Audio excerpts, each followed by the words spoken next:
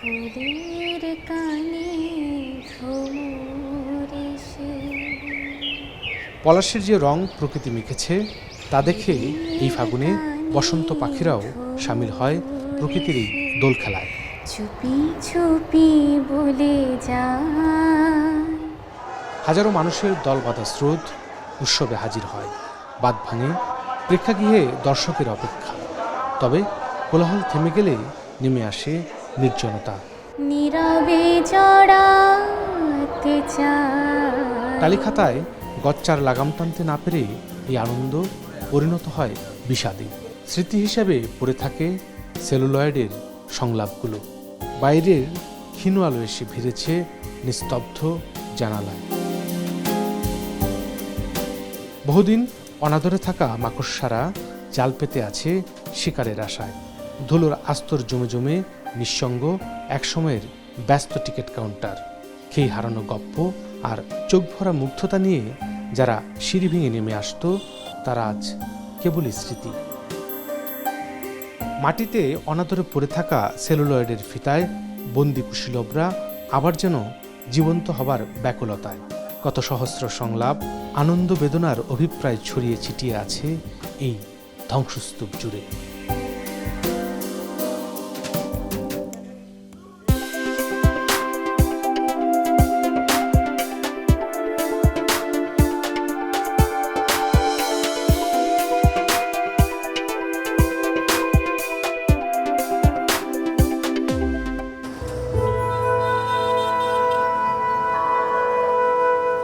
দর্শক খরায় দেশে একের পর এক বন্ধ হওয়ার প্রেক্ষাগৃহের তালিকায় গত বছর যুক্ত হয়েছে পূরবী সিনেমা হল। নগরীর চামড়াগুদাম এলাকায় ৩২% জায়গায় ১৯৬৮ সালে পূরবী সিনেমা হল নির্মাণ করেন অ্যাডভোকেট জমির উদ্দিন। বিভিন্ন ক্যাটাগরিতে যার আসন সংখ্যা ছিল প্রায় ১,০০০। ১৯৮০ থেকে ১৯৯০ দশকে ব্যাপক দর্শকপ্রিয় ছিল এই সিনেমা হল। এই বহু বছরের পূরবী যে ঠিকানা মানুষের, এই কই যাবে পূরবী হল, এই পূরবী পূরবী পূরবী মানে জায়গা নামক পূরবী হয়ে গেছে। হাসপাতালে গেলেও পূরবী হলের সামনে এই স্থিতি একটা রাখা দরকার। ২০০২ সালের ৭ ডিসেম্বর বোমা হামলার পর হলটি বন্ধ করে দেওয়া হয়। এরপর ২০০৩ সালে হলটি কিনে নেন তৎকালীন ময়মনসিংহের পৌর কাউন্সিলর আব্বাস উদ্দিন তালুকদার। লোকসানের কারণে হলের মালিক এটি ভেঙে মার্কেট তৈরির পরিকল্পনা করেন। হল মালিক বলছেন, সরকারের সহযোগিতা পেলে নতুনভাবে পূরবী ডিজিটাল সিনেপ্লেক্স নামে সিনেমা হল চালু করা সম্ভব। এখন এরকম একটা স্মৃতি হয়ে দাঁড়াইছে, মনে করেন আমাদের জিনিসটা চলতে পারে না, আমি নিজেই চলতে পারি না, খুব কষ্টের মধ্যে আছি আমরা। দেওয়ালে থেকে গেছে, এটা আর ছাড়া মানে আমার সম্ভব না। এখন আমি পরিকল্পনা নিচ্ছি যে আমি এটা ভেঙে দিছি, ভেঙে দিয়ে চিন্তা ভাবনা আছে যে একটা মার্কেট করার জন্যে।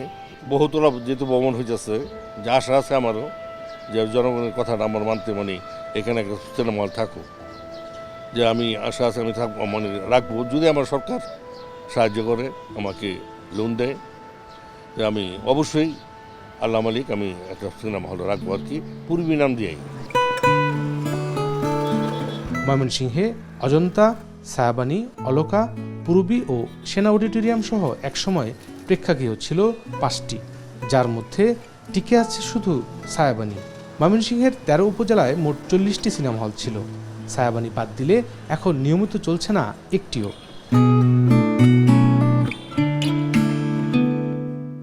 পুরো হল খালি, শুনশান নির্জনতা ছাড়া আর কিছুই নেই। কন্ট্রোল রুম থেকে আলোটা হলের পর্দায় পড়তেই পর্দার আলোয় একজনের মুখ ঝলমল করে উঠল। তিনি নগরীর বাগমারা এলাকার বাসিন্দা AKM মাহফুজুল হক।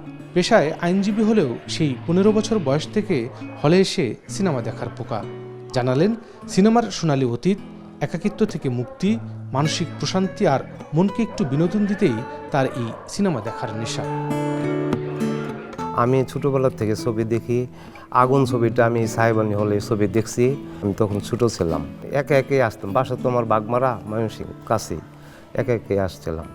মাগো তোর কান্না আমি সইতে পারি না, এই গানটা রুনালাইলার বাচ্চা ছেলে গাইছিল, খুবই ভালো লাগছে আমার। তখন থেকে আমি ওই ছবি যখন কাঁদতেছে বাচ্চাটা, আমিও কাঁদতেছিলাম। ৪০ বছরেরও বেশি সময় ধরে সপ্তাহে অন্তত দুবার ছায়াবানী সিনেমা হলে এসে সিনেমা দেখার অভ্যেস তার। কখনো কখনো দু একজন, আবার কখনো দর্শক শূন্য একাই বসে সিনেমা দেখতে হয় তাকে। 3টা সিনেমা হল ছিল, অলকা, পূরবী, তারপরে এই সাহেবানী হল। তখন অনেক মানুষ হইতো, তখন সিনেমা হলে ভিড় ছিল, টিকিট পাওয়া যেত না এরকম।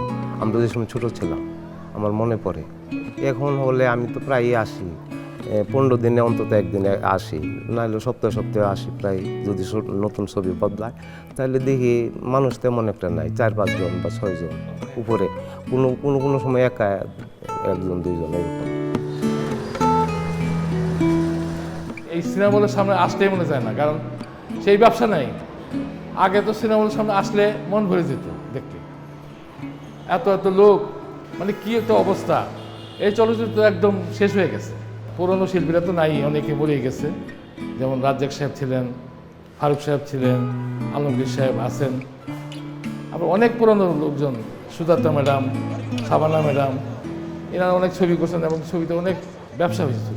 আর সেই হিরো হিরোইন নাই, একজন ভালো কৌতুক অভিনেতা নাই। দিলদার সাহেব ছিলেন শেষে, উনি মারা যাওয়ার পরে আর কোনো কৌতুক অভিনয় হয়নি।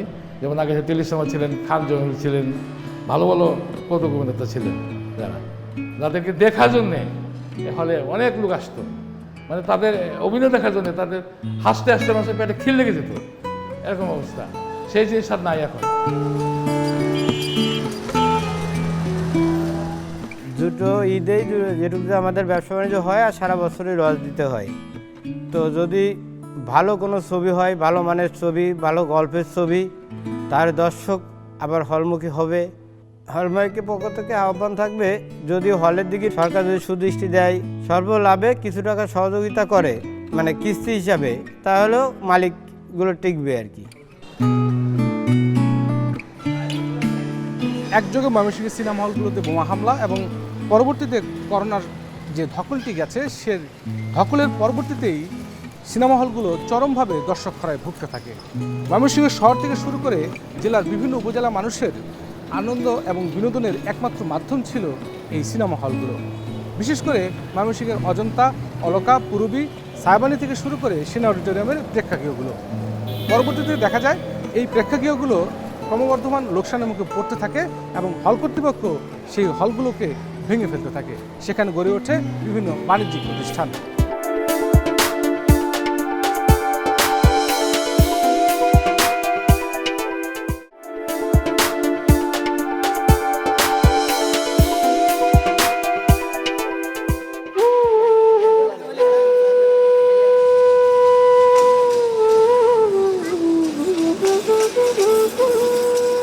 ময়মনসিংহের উত্তরের জনপদ গৌরীপুর রাজা জমিদারদের শাসনামলের স্মৃতি বিজড়িত। গৌরীপুর রাজবাড়ির পঞ্চম জমিদার বজেন্দ্র কিশোর রায় চৌধুরী ছিলেন একজন প্রকৃতিপ্রেমিক ও জ্ঞানান্বেষী। তৎকালীন ঐতিহাসিক বিভিন্ন নাটক মঞ্চস্থ করতে প্রতিষ্ঠা করেন নাট্যমন্দির, বর্তমান ঝলমল সিনেমা হল নামে পরিচিত। কলকাতার স্টার অডিটোরিয়ামের আদলে এই একটা অডিটোরিয়াম তিনি তৈরি করেছিলেন, এই অঞ্চলের যে নাটক, যাত্রাপালা, এগুলো মঞ্চস্থ করার জন্যে। এবং তিনি কলকাতা থেকে আর্টিস্ট এনে, স্থানীয় আর্টিস্টের সমন্বয়ে এখানে প্রোগ্রামও করেছেন, তিনি এখানে নাটক করেছেন। এইটা দীর্ঘদিন অব্যবহৃত অবস্থায় ছিল।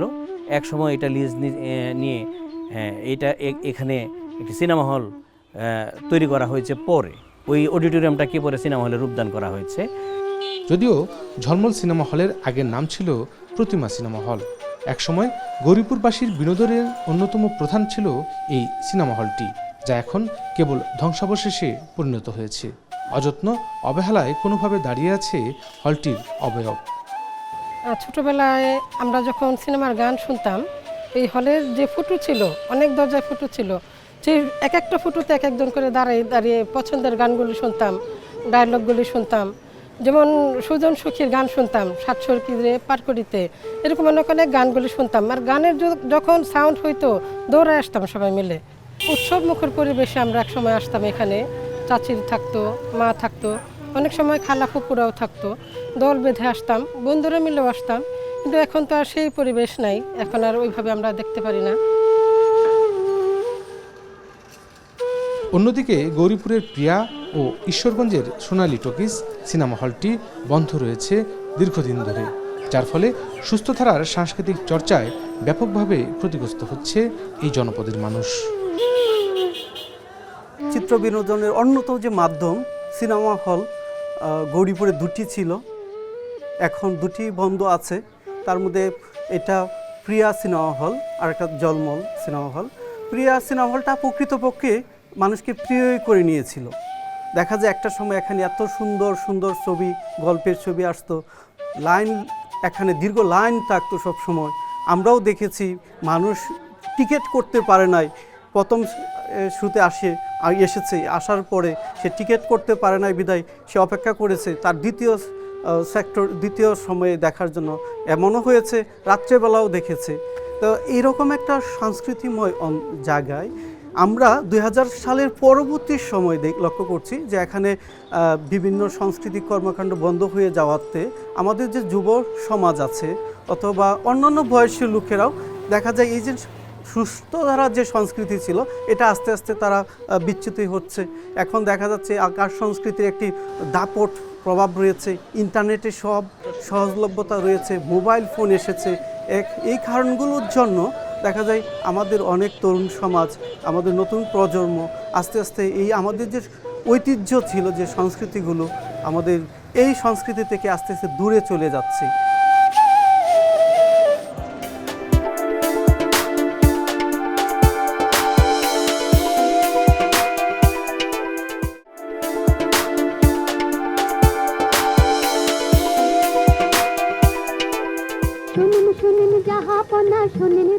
ছোটবেলায় পরিবারের সাথে সায়াবানী সিনেমা হলে 7 ভাই চম্পা চলচ্চিত্র দেখার মধ্য দিয়ে সিনেমার প্রেমে পড়েন পীরজাদা শহীদুল হারুন।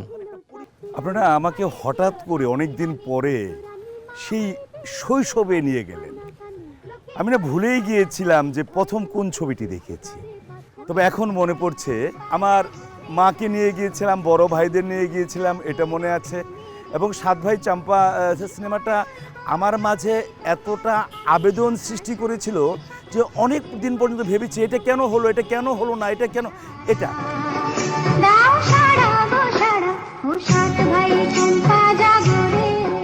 1986 সালে মাসুদ রানা এখন ঢাকায় চলচ্চিত্রের মধ্য দিয়ে অভিনয়ে প্রবেশ করেন এই অভিনেতা। নাটক ছাড়াও 350টিরও বেশি ছবিতে অভিনয় করেছেন তিনি। তার মতে আগে সাহিত্য নির্ভর ছবিগুলো দর্শকদের হলে টানলেও বর্তমানে ছবির গল্প আগের মতো দর্শকদের টানছে না। সরকারি অনুদানের ছবির অনেক ক্ষেত্রে যোগ্য পরিচালক অনুদান পায় না বলেও অভিযোগ তার। ভাবতে অবাক লাগে যে ওই সময় আমরা যে সিনেমার অবস্থা দেখেছি এখন কিন্তু সেই সিনেমা নেই। তবে আপনি যদি অভিযোগ দেন যে মানুষের হাতে টাকা নাই, সেটা কিন্তু না। আগে টাকা ছিল না, তখন মানুষ সিনেমা দেখেছে এবং ঈদের সময় একটা তাদের বিনোদনের মাধ্যম ছিল, সিনেমা দেখতেই হবে। নিম্ন মধ্যবিত্তরা কক্সবাজার, তাই তাদের টাকার অভাব নাই, বিনোদনে তারা অনেক টাকা খরচ করছে। কিন্তু আমরা কি করছি, আমরা সিনেমা হলমুখী করতে পারছি না।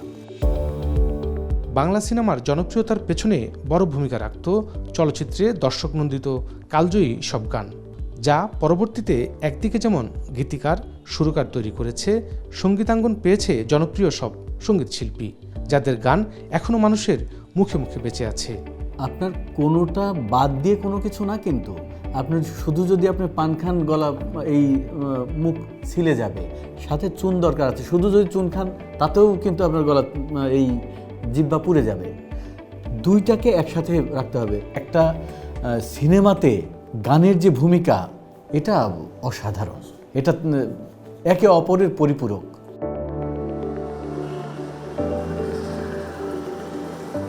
ময়মনসিংহ সহ দেশের হলগুলো বন্ধের পেছনে অন্যতম কারণ হিসেবে সামাজিক, রাজনৈতিক, অর্থনৈতিক প্রেক্ষাপটকে দায়ী করেন অভিনেতা, শিক্ষক ও প্রযোজক মনোজ কুমার প্রামাণিক। তার মতে সারা পৃথিবীর মতো আমাদের দেশের নতুন প্রজন্মের মধ্যে থেকে হলে সিনেমা দেখার অভ্যেস ও ধরন বদলেছে। এখানে একটা নস্টালজিয়া আমাদের কাজ করে যে আমরা যারা সিনেমা হলে সিনেমা দেখে অভ্যস্ত ছিলাম ওই বয়সটার, বিশেষ করে তাদের লাইক 90s পরে যাদের জন্ম হয়েছে, তাদের জীবনে কিন্তু সিনেমা হলের স্মৃতি বা নস্টালজিয়া কম। আগে হলে গিয়ে পরিবার নিয়ে সকলে মিলেমিশে ছবি দেখার মধ্যে যে আনন্দ ছিল, যে সামাজিক বন্ধন তৈরি হয়েছিল, তা এখন এসে ভাবলে সিনেমা প্রেমীদের কষ্টই দেবে। তাই পৃথিবীর সঙ্গে তাল মিলিয়ে সিনেমা শিল্প নিয়ে নতুন করে গবেষণার সময় এসেছে এখন। যদি আমরা কোনো চেঞ্জ দেখতে চাই আমাদের সিনেমা বা ইত্যাদির মধ্যে, তাহলে আমাদের ওইটাকে অ্যাকসেপ্ট করতে হবে যে what's the reality, technology science কোথায় গিয়ে দাঁড়াইছে, মানুষের বিহেভিয়ার কোথায় গিয়ে দাঁড়াচ্ছে, অডিয়েন্স বিহেভিয়ার, অ্যান্ড দেন তারপরে আমাদেরকে চিন্তা করতে হবে তাহলে এখন কীভাবে বানাবো, কী করব। আমাদেরকে প্রপার রিসার্চ করতে হবে আমাদের দেশ, আমাদের সংস্কৃতি, আমাদের কালচার, আমাদের ইতিহাস, অর্থনীতি এবং আমাদের অডিয়েন্স বিহেভিয়ার সমস্ত কিছু রিসার্চ করে আমাদের কি আছে কি নাই রিসার্চ করে তারপরে যদি আমি যদি ইন্ডাস্ট্রির কথা বলি, যেখানে ব্যবসা না ছাড়া ইন্ডাস্ট্রি দাঁড়াবে না, যদি ব্যবসার কথা বলি তাহলে ওই হিসাব নিকাশ করে আমাদের সিনেমা বানাতে হবে। অনেকেই চেষ্টা করছে, অনেকে সফল হচ্ছে, ছোট আকারে বড় আকারে। আমার এই জেনারেশন কি চায়, এই জেনারেশন মনস্তত্ত্ব যদি না বুঝে, এই জেনজিদের মনস্তত্ত্ব যদি না বুঝে আমি কিছু করতে যাই তাহলে হতে হবে না। আবার আরেকটা জিনিস মনে রাখতে হবে, এই শুধুমাত্র আমাদের আধুনিক জীবনের যে জেনজিরা আছে এরাই তো মানুষ না, আরও তো মানুষ, বিনোদন তো সবারই দরকার। আমার গ্রাম বাংলার একটা রিক্সাওয়ালারও বিনোদন দরকার। অর্থাৎ টোটাল জনগোষ্ঠীর মানুষের মনস্তত্ত্ব বুঝে যদি সিনেমার স্ক্রিপ্ট করে যদি একটা মাস্টার প্ল্যান করে কিছু একটা করা যায়, তাহলে আমার মনে হয় এই জগৎকে আমরা আবার সেই জগতে ফিরিয়ে নিয়ে না যেতে পারলেও নবায়ন হবে, সেরকম তো আর হবে না, না হলেও কিন্তু অনেকটাই হবে, যা আমরা আমাদের প্রয়োজন চাচ্ছি বলে না, আমাদের সমাজ রক্ষায়, আমাদের জাতি রক্ষায় আমাদের এটি কোনো বিকল্প নয়। এত কিছুর পরও চলচ্চিত্র বিশ্লেষকরা বলছেন শিল্পকলার শক্তিশালী বিনোদন মাধ্যম এবং শিক্ষার অন্যতম সেরা উপকরণ হিসেবে খ্যাতি রয়েছে চলচ্চিত্রের। ছায়াছবির সাথে ভিজুয়াল বিশ্বের সমন্বয় থাকায় সাধারণ মানুষের সাথে সবচেয়ে ভালো যোগাযোগ স্থাপন করতে পারে সিনেমা। দেশে চলচ্চিত্র শিল্পকে বিকশিত করতে প্রেক্ষাগৃহ নির্মাণের বিকল্প নেই, যার জন্য হল মালিক, দেশের বিত্তবান সহ সরকারকে এগিয়ে আসার আহ্বান সংশ্লিষ্টদের।